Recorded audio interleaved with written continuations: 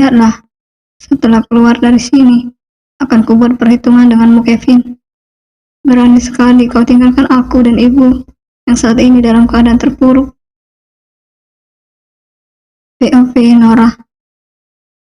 Hei kamu, cepat bersihkan ini sekarang, ucap seseorang teman satu selku bernama Mimi. Dia adalah narapidana yang menjadi ketua di dalam sel tahanan yang aku tempati. Hah?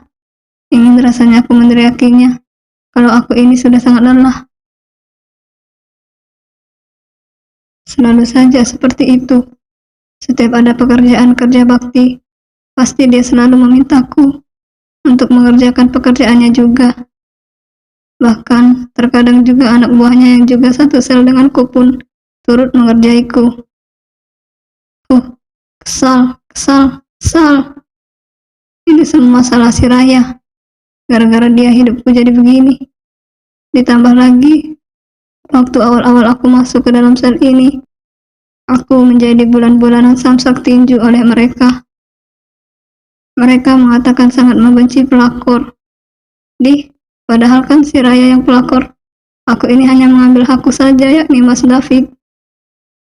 Gara-gara Raya hadir di tengah-tengah hubunganku dengan Mas David, menjadikanku dan Mas David tidak jadi menikah. Dasar sial. Hampir setiap hari, tidak ada istirahat bagiku. Kalau tidak disuruh menggantikan tugas mereka, ya aku disuruh memijat mereka gantian. Jika aku tanya alasan mereka membenciku, lagi-lagi jawabannya adalah karena aku ini seorang pelakor. Brengsek memang mereka semua. Sayangnya aku hanya berani memaki mereka seperti ini di dalam hati. Mana berani aku memaki mereka secara terang-terangan. Bisa habis aku nanti jadi pecel Nora dibuat oleh mereka. Hah, kenapa sih nasibku jadi apes begini? Aku menutup hidungku saat kaki ini berjalan menuju kamar mandi juga WC, yang menjadi satu yang baunya membuatku mual dan ingin muntah. Aku itu heran sama mereka semua.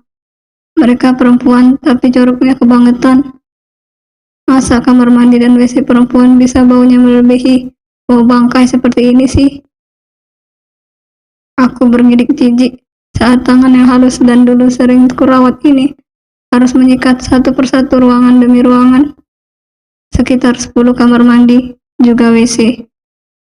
Jadi, kalau di total ada 20 ruangan toilet yang harus aku bersihkan. Mana di salah satu WC ada yang kotorannya masih mengambang lagi. Wek. Aku pun muntah-muntah seketika di tempat. Kepalaku terasa sangat pusing. Entahlah, sudah beberapa hari ini aku merasakan tubuhku tidak enak dan juga terasa pegal-pegal di kedua buah dadaku. Mungkin saja aku akan kedatangan haidku bulan ini. Hah, beginilah aku sekarang. Tidak ada lagi kemewahan.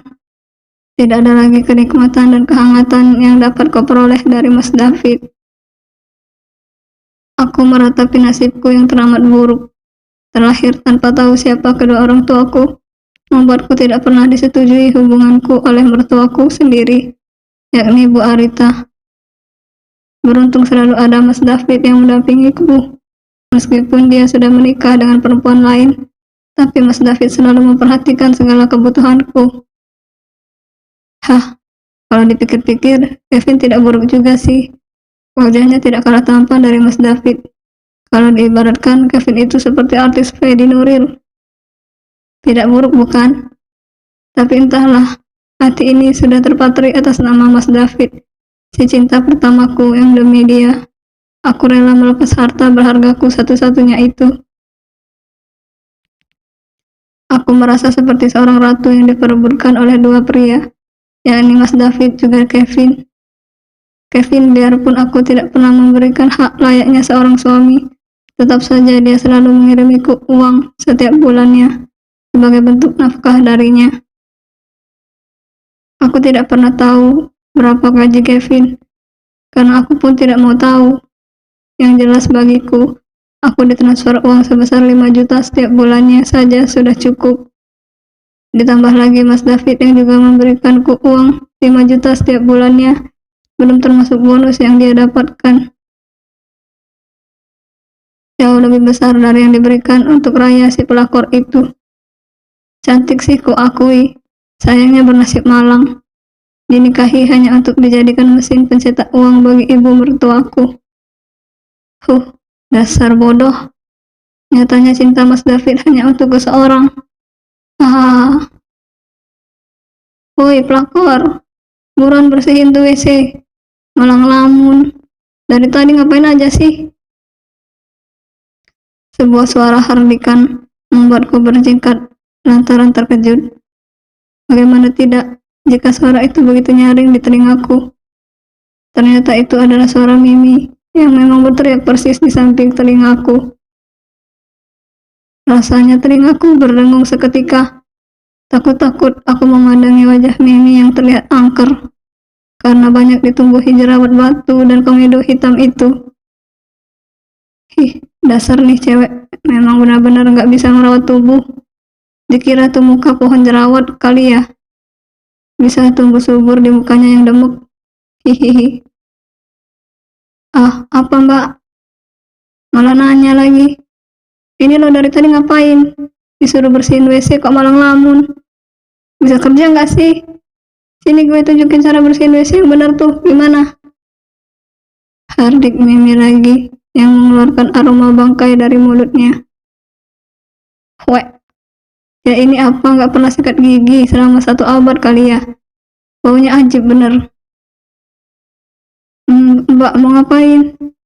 Tanyaku saat dia meraih tanganku yang memegang sikat WC tanpa gagang itu. Mau ngajarin lo bersihin WC yang baik dan benar. Mimi menarik paksa tanganku karena terasa sakit.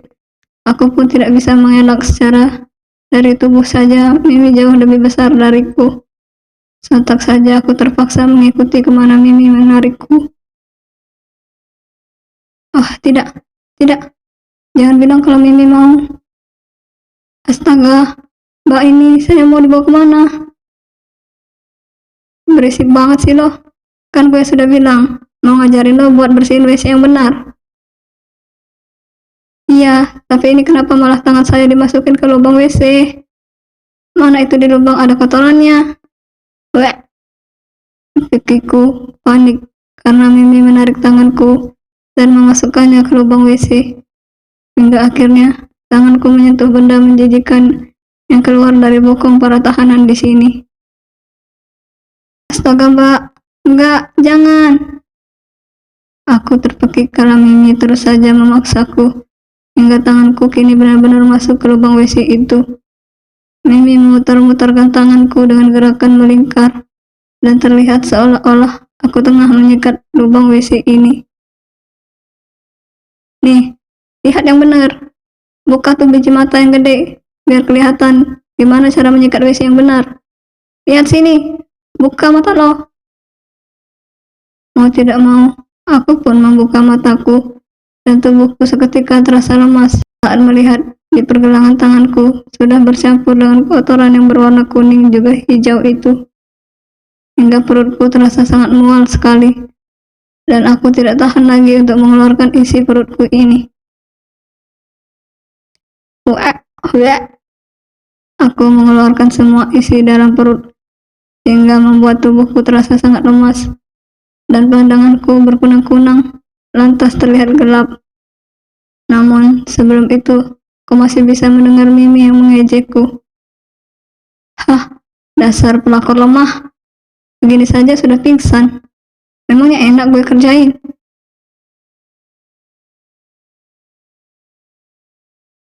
Aku terbangun dari pingsanku saat ada salah satu senior mengguyurkan air tepat di wajahku. Saat kedua mata ini sudah terbuka, aku mendapati ember besar ada di tangan Mbak Mimi. Mungkin dialah tersangkanya. Benar-benar tak punya hati sama sekali. Dia yang membuatku pingsan, dan dia membangunkanku dengan cara yang seperti ini. Rasanya kali ini aku benar-benar begitu tersiksa. Takdir ini begitu buruk sekali. Sial. Semua ini gara-gara Mbak Raya. Andai perempuan itu sedikit saja memiliki hati, Pasti semua itu tak akan terjadi. Seharusnya perempuan itu sadar diri dong. Dia yang menjadi orang ketiga dalam hubunganku dengan Mas David. Malah dia yang seolah-olah berada pada pihak yang tersakiti. Emang begitulah orang kaya, bertingkah seenak jidatnya, dan sama sekali tak memiliki perasaan. Baru beberapa hari tinggal di sini, aku sudah merasa tak tahan. Aku ingin segera keluar, ingin menikmati hari-hari dengan kebebasan dan kebahagiaan seperti sedia kala. Aku duduk meringkuk di sudut ruangan yang begitu sempit ini, dengan memeluk kedua lututku. Perut ini masih terasa begitu mual. Apalagi benda yang mengapung itu terus terbayang-bayang di kedua pelupuk mataku. Rasanya ingin muntah, tapi sudah tak ada apapun yang bisa dikeluarkan lagi.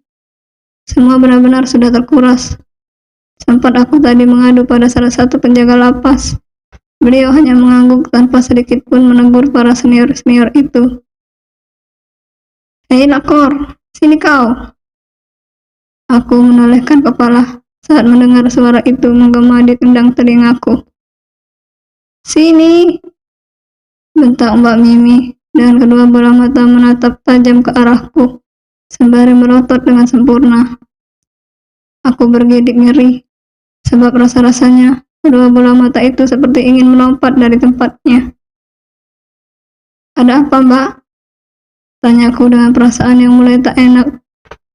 Kedua tanganku memegang area perutku, sebab rasanya ingin mual sekali. "Dipanggil itu ke sini. Mumpung gue baik hati mau kasih lu cerita. Barangkali dengan ceritaku, lu malam ini bisa tertidur nyenyak," ucap Mbak Mimi. Memang, setiap malam aku tak pernah bisa tertidur nyenyak. Bagaimana mungkin aku bisa tidur nyenyak di tempat seperti ini? Hanya lantai berkeramik putih sebagai alasnya. Tak ada selimut ataupun bantal. Dan di setiap malam, para nyamuk berterbangan di sekelilingku, hingga terdengar dengungan yang begitu menggangguku. Belum lagi saat malam tiba, salah satu di antara mereka selalu memanggilku untuk menyuruhku memijitnya. "Sini lu." Iya, Mbak." Lantas aku pun mulai bangkit dari tempat dudukku, lalu berjalan mendekati gerombolan perempuan berwajah sangar dan mengerikan itu. Aku menghanyakan tubuhku di lantai yang ditepuk oleh Mbak Mimi, pertanda jika ia memintaku untuk duduk di sana. Ya, duduk di tengah-tengah dan dikelilingi oleh para napi senior. Tak bisa dipungkiri, ada rasa gugup dan takut yang menyeruak saat ini. Bahkan berkali aku menghela nafas dalam-dalam agar bisa sedikit meredamkan ketakutan di dalam dada. "Lu mau denger nggak kenapa kita bisa masuk di sini?" Aku hanya mengangguk. Jika menggeleng, takut akan terkena masalah. Jangan sampai malam ini aku dijadikan bulan-bulanan deh oleh mereka lagi. Gue kasih tahu ya, kita-kita ini sejak di luar penjara sekalipun sudah menjadi sohib. Dan gue ketuanya, ucap Mbak Mimi dengan sombongnya. Rasanya ingin kumaki perempuan itu. Hal seperti itu saja ia ucapkan dengan begitu sombongnya. Seolah-olah menjadi ketua di antara mereka adalah suatu kebanggaan yang luar biasa. Aku hanya pura-pura menyimak, walaupun sebenarnya sedikit pun tak ada rasa tertarik untuk mendengarkan sebuah omong kosong itu. Gue itu masuk penjara gara-gara ngebunuh perempuan muda yang lagi hamil, dan merekalah yang membantu gue. Lu tahu, yang gue bunuh itu selingkuhan suami gue yang ternyata sedang hamil 3 bulan. Kali ini, aku menelan saliva dengan susah payah. Perasaan tak enak semakin terasa begitu menyeruak. Takut jika dengan ia menceritakan masa lalunya, maka perempuan itu akan kembali murka, dan akulah yang akan menjadi korbannya. Gue culik tuh perempuan, gue masukkan ke dalam gudang, dan lu tahu, dia gue sekap selama seminggu. Baru bunuh tuh perempuan gatal, ucap Mbak Mimi melanjutkan. Beberapa hari kita siksa tuh perempuan. Bahkan di hari ketiga, Dia sampai mengalami keguguran di sana.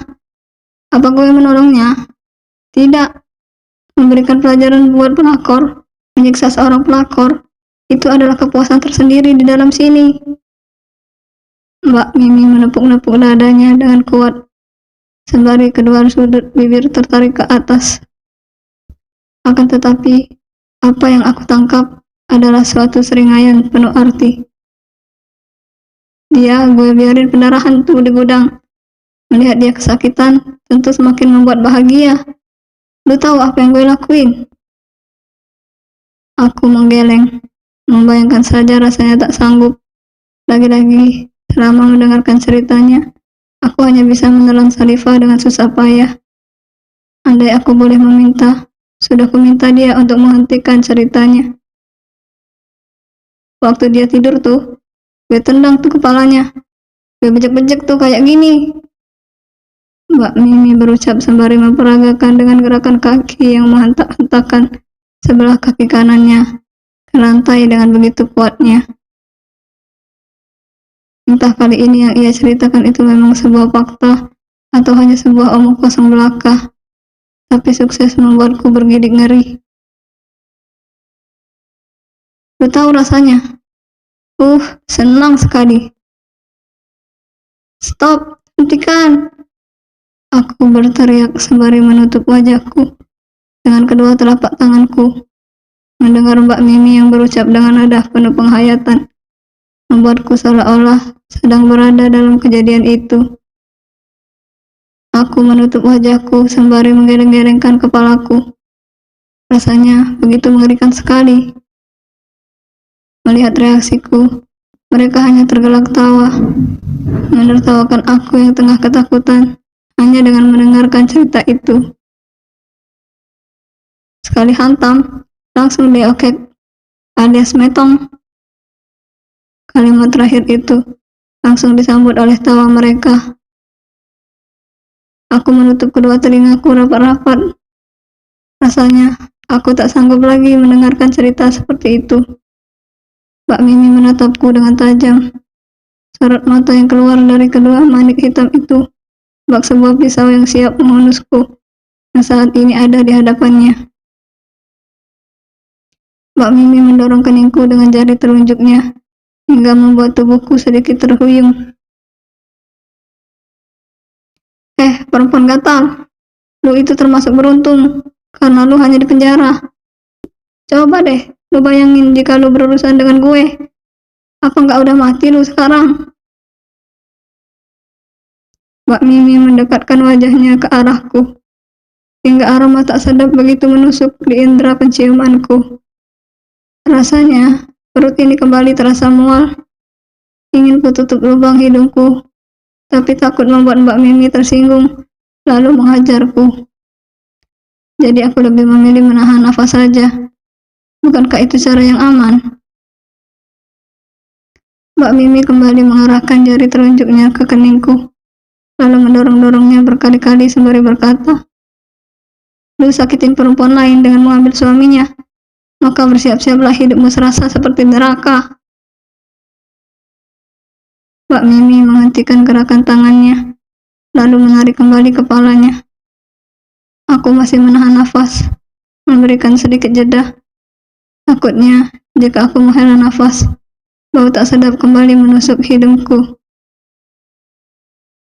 Lu mau dengar kisah apa lagi, Atau mau dengar detailnya, gimana gue siksa tuh perempuan gatal? Aku menggelengkan kepala dengan cepat dan disambut tawa yang bernada ejekan oleh mereka. Dasar pelakor lemah, baru dengar gitu aja udah takut. Andai lu berurusan dengan gue, udahku, Tangan Mbak Mimi bergerak menyamping, tepat di depan leher. Aku tahu artinya tanpa ia jelaskan. Sudah lu, sana. Kali ini, aku menghembuskan nafas panjang. Lega sekali rasanya. Mereka membebaskanku. Aku kembali menghanyakkan tubuhku di tempat semula, dengan posisi yang sama juga seperti sedia kala. Kalimat yang diutarakan oleh Mbak Mimi kembali terngiang-ngiang di telingaku. lu sakitin perempuan lain dengan mengambil suaminya, maka bersiap-siaplah hidupmu serasa seperti di neraka. Kalimat itu terus dan terus terdengar, hingga membuatku membenamkan wajahku di sela-sela kedua lututku, sembari kedua tangan menutup telingaku. Enggak, ini semua yang telah terjadi padaku, bukan karena aku yang menyakiti Mbak Raya, tapi karena Mbak Raya yang memang kejam, tak punya hati. Di sini akulah yang sebenarnya terluka. Mbak Raya lah yang menyakitiku. Dia yang menjadi orang ketiga dalam hubunganku bersama Mas David. Aku terus meyakinkan diriku sendiri. Aku mengangkat kembali wajahku saat hati ini sudah merasa sedikit tenang. Kevin. Nama itu tiba-tiba terlintas dalam pikiranku. Entah kenapa selama aku dijebloskan di penjara, sekalipun Kevin belum pernah menjengukku sama sekali. Apa dia lupa jika aku adalah istri sahnya? Ibu, rasanya aku sudah tak berharap lagi jika ibu mertua akan menjengukku. Perempuan yang telah melahirkan lelaki yang amat kucintai itu begitu membenciku. Yang ada dia akan tertawa melihat hidupku yang sengsara di dalam sini. Bahkan jika ibu menyewa pengacara untuk menyelesaikan masalah ini, pasti hanya Mas David lah yang akan terbebaskan. Tidak denganku. Dan aku yakin itu. Entahlah betapa malangnya nasib diriku yang yatim piatu ini. Kali ini aku hanya bisa berharap semoga Kevin sedang berusaha membebaskanku dari penjara ini. Aku adalah istri sahnya, jadi sudah kewajibannya untuk mengeluarkanku dari tempat sialan ini. POV Kevin. Aku benar-benar muak dengan perlakuan ibu yang selalu ingin seenaknya sendiri saja. Sampai-sampai saat Mbak Raya juga Tante Nania ingin mengambil hak mereka, justru ibu bertindak seenaknya dengan ingin menjual barang milik Mbak Raya itu. Saat aku membela Mbak Raya juga Tante Nania, justru caci maki makin keluar dari mulut pedas ibu. Mengatakan aku anak pelacur dan menyesal telah merawatku. Sungguh, aku sudah tidak tahan lagi dengan semua tekanan yang kudapat dari ibu. Meskipun ibu memang berjasa besar dalam membesarkanku, tapi apakah dia tidak bisa jika sedikit saja menghargai perasaanku? Kurasa tidak. Jangankan menghargai perasaanku, bahkan melihatku saja ibu seperti jijik. Beliau memang benar-benar terpaksa merawatku. Entah karena apa, aku pun tidak tahu. Andai aku bisa memilih dan meminta, biarkan ibu menitipkanku di panti asuhan saja, atau bisa membuangku di tumpukan sampah, yang jika ada keberuntungan akan diambil dan dirawat oleh orang lain, daripada dirawat oleh ibu, tapi dengan penuh rasa kebencian, bukan kasih sayang. Andai, dan andai. Bukankah seorang anak itu tak bisa memilih dari rahim perempuan mana ia dilahirkan? Andai boleh meminta, aku juga tidak mau dilahirkan oleh perempuan yang kata ibu adalah seorang pelacur. Memang sepertinya nasib buruk yang akan selalu mengiringi jalan hidupku. Setelah kepergianku dari rumah, semalaman aku menginap di hotel yang jaraknya tak begitu jauh dari bandara. Sebab aku memang sudah berniat untuk secepat mungkin terbang ke Kalimantan. Peduli setan jika aku dianggap sebagai anak yang tak tahu diri dan tak tahu terima kasih. Kali ini aku sudah benar-benar tak kuat dan tak betah. 2 hari setelah aku sampai di Kalimantan, aku pun mulai bekerja di perusahaan tempatku bekerja. Akan tetapi tak bisa dipungkiri, keadaan ibu dan juga Mas David begitu mengusik pikiranku. Tentu membuat diriku merasa tak tenang. Apalagi aku sudah memblokir nomor telepon ibu. Selamat siang Pak Kevin. Suara itu seketika membuyarkan lamunan panjangku. Cepat aku menolehkan kepala ke arah sumber suara. Ternyata Mbak Silvi yang merupakan staf HRD telah berdiri di depan meja kerjaku. Selamat siang juga Mbak Silvi. Aku berucap dengan nada ramah sembari mengulas senyum. Perempuan berambut lurus sebatas pinggang dan berponi maju itu membalas senyumanku. Pak Rahmat meminta Bapak agar menemui beliau di ruangannya setelah makan siang. Ucap Mbak Silvi yang membuatku mengerutkan kening. Pak Rahmat memanggil saya. Aku mengulang kalimat itu sebab aku takut jika salah dengar. Iya Pak, ada sesuatu yang penting untuk segera disampaikan. Masih dengan begitu ramahnya Mbak Silvi berucap. Kenapa ya Mbak? Ada apa? Perasaanku tiba-tiba merasa tak enak dan jantung pun merasa berdegup dengan kencang. Seketika sumpah serapah yang ibu lontarkan yang mengiringi kepergianku pun kembali terngiang-ngiang di kedua telingaku. Untuk apa Pak Rahmat memanggilku? Apa ada sesuatu kesalahan yang aku lakukan? Jujur, hati ini merasa tak enak. Sebab selama bekerja di sini, aku tak pernah dipanggil oleh salah satu petinggi di perusahaan ini. Kurang tahu Pak, saya hanya menyampaikan pesan dari Pak Rahmat saja. Kalau begitu saya permisi dulu Pak. Mari. Pak Silvi pun melenggang pergi, meninggalkanku yang masih dipenuhi dengan berbagai pertanyaan. Apa aku akan mendapatkan suatu masalah dengan pekerjaanku?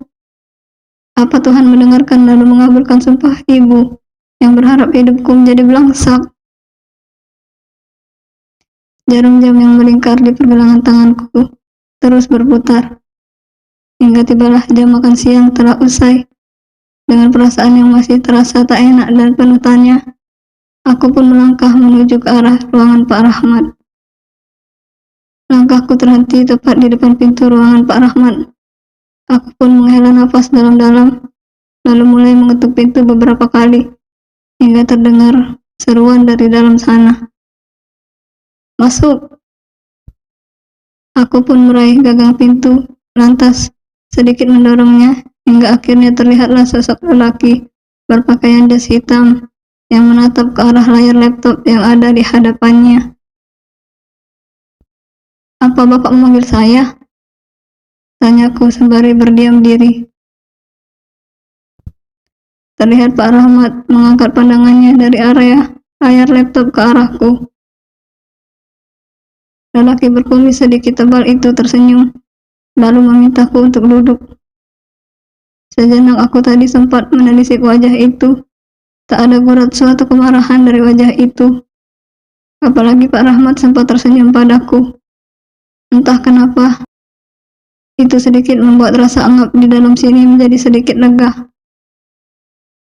Maaf Pak, ada apa ya Bapak memanggil saya? Pak Rahmat pun meraih sebuah amplop besar berwarna coklat dari meja itu diarahkan padaku. Buka dan bacalah. Bersambung.